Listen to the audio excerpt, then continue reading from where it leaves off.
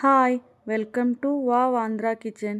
ఈరోజు నేను చేసే వంటకం నెల్లూరు క్రిస్పీ బోండాలు. దీనికి కావాల్సిన పదార్థాలు: ముందుగా దోసపిండిని తీసుకున్నాము. ఒక బౌల్ తీసుకొని దానికి 3 బౌళ్ళు దోసపిండిని వేసుకోవాలి. తరువాత ఆ బౌల్తోనే హాఫ్ బౌల్ మైదాని తీసుకోవాలి. తీసుకొని ఆ దోసపిండిలో వేసుకోవాలి. తర్వాత హాఫ్ బౌల్ గోధుమ పిండిని తీసుకోవాలి.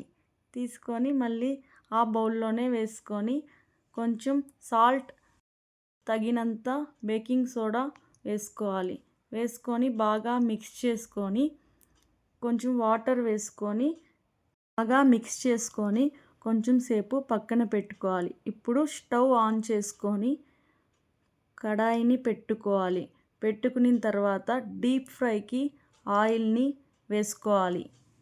ఆయిల్ బాగా హీట్ అవ్వాలి.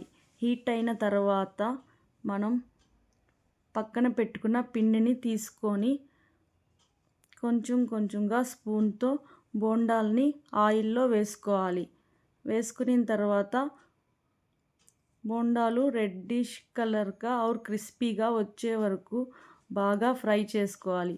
ఫ్రై చేసుకున్న తర్వాత దీన్ని తీసుకొని పక్కన పెట్టుకోవాలి.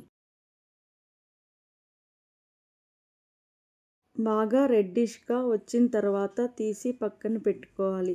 దీనికి కాంబినేషన్గా రెడ్ చట్నీ చేసుకోవాలి. దానికి tomato, onion, red chilli powder, salt, వెల్లుల్లి మిక్సీలో వేసుకొని ఆయిల్లో కరివేపాకు, ఆవాలు వేసుకొని తిరగమాత చేసుకోవాలి. ఈ చట్నీ వేసుకొని బాగా కుక్ చేసుకోవాలి.